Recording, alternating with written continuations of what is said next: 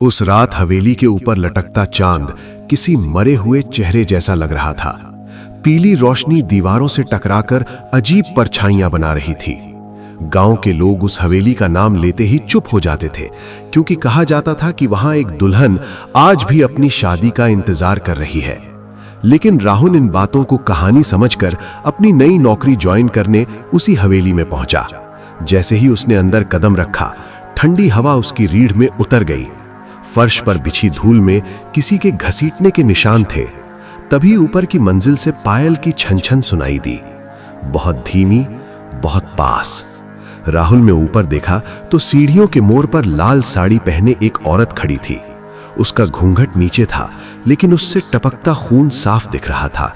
उसने मीठी लेकिन मरी हुई आवाज में कहा, देर हो गई दूल्हा। राहुल का गला सूख गया। तभी अचानक हवेली बदल गई। दीवारों पर लगे आईने दरारों से भर गए और हर आईने में वही दुल्हन दिखने लगी, लेकिन उसका चेहरा अलग अलग तरीके से सड़ा हुआ था।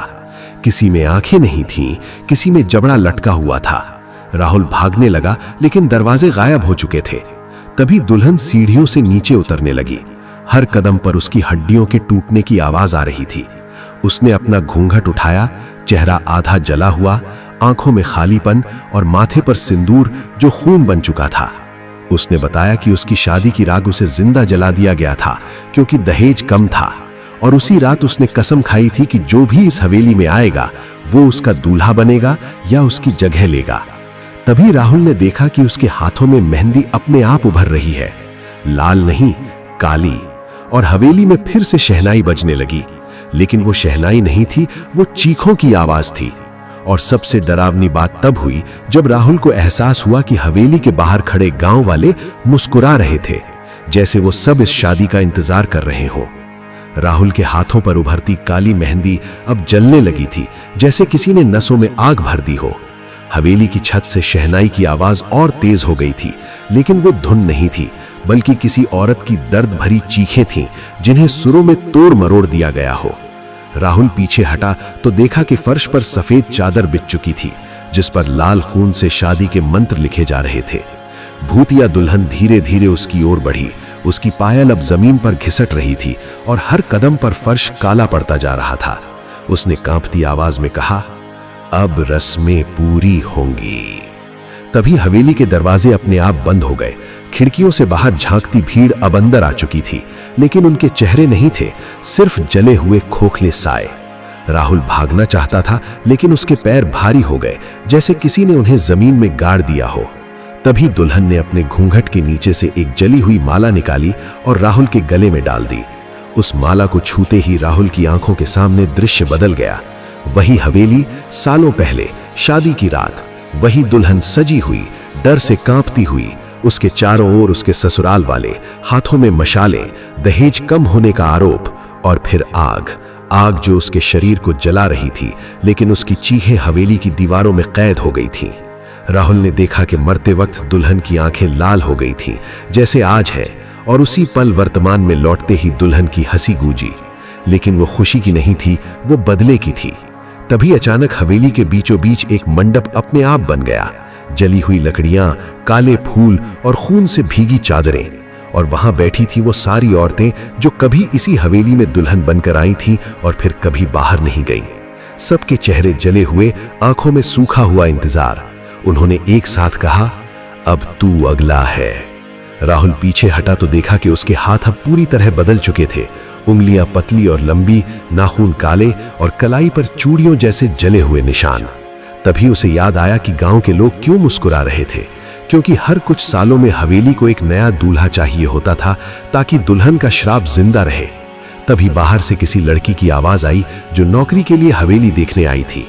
राहुल उसे चेतावनी देना चाहता था, लेकिन उसके पैरों ने खुद ब खुद मंडप की तरफ कदम बढ़ा दिए और दुल्हन की आवाज उसके अंदर से आई, अब तू मेरी तरह पहरेदार है। उसी पल राहुल की आंखों में डर की जगह खालीपन भर गया। और जब हवेली का दरवाजा खुला तो बाहर से देखने वालों को लगा कि राहुल ठीक है, लेकिन किसी ने नहीं देखा कि उसके पीछे आईने में खड़ी भूतिया दुल्हन मुस्कुरा रही थी और उसकी परछाई अब राहुल से पहले हिल रही थी।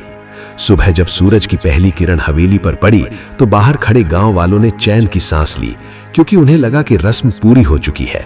राहुल को जिंदा बाहर निकलते देख सबने कहा कि शायद श्राप टूट गया है, लेकिन किसी ने उसकी आंखों में झांक कर नहीं देखा, जहां अब डर नहीं बल्कि इंतजार था। उस रात गांव में पहली शादी थी। नई दुल्हन पालकी में आई, लाल जोड़ा, घूंघट, हंसी खुशी का माहौल। लेकिन जैसे ही फेरों की तैयारी शुरू हुई, अचानक हवा ठंडी हो गई। शहनाई की आवाज टूटकर रोने में बदल गई और दुल्हन के पैरों से खून टपकने लगा। आईने में उसकी परछाई नहीं थी, बल्कि हवेली वाली दुल्हन खड़ी थी।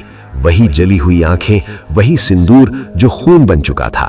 तभी लोगों ने देखा कि राहुल भीड़ से बाहर निकलकर मंडप की ओर बढ़ रहा है। उसके होंठ हिल रहे थे, लेकिन आवाज किसी और की थी। शादी अधूरी है। नई दुल्हन ने घूंघट उठाया तो उसकी आंखें पूरी तरह काली हो चुकी थीं। उसके चेहरे पर जलने के निशान उभरने लगे और उसी पल हवेली की सारी बंद दुल्हनें हवा में दिखाई देने लगीं। सब एक ही बात दोहरा रही थीं, अब बारी तेरी है। आग बिना जलाए फैल गई। लोग चीखते हुए भागे, लेकिन मंडप के बीच खड़ी दुल्हन राख बन चुकी थी और राहुल जमीन पर गिर पड़ा। सबको लगा वो बेहोश है, पर सच्चाई ये थी कि उसकी सांस अब किसी और की लय में चल रही थी। अगले दिन गांव में कोई शादी नहीं हुई, सालों तक नहीं हुई।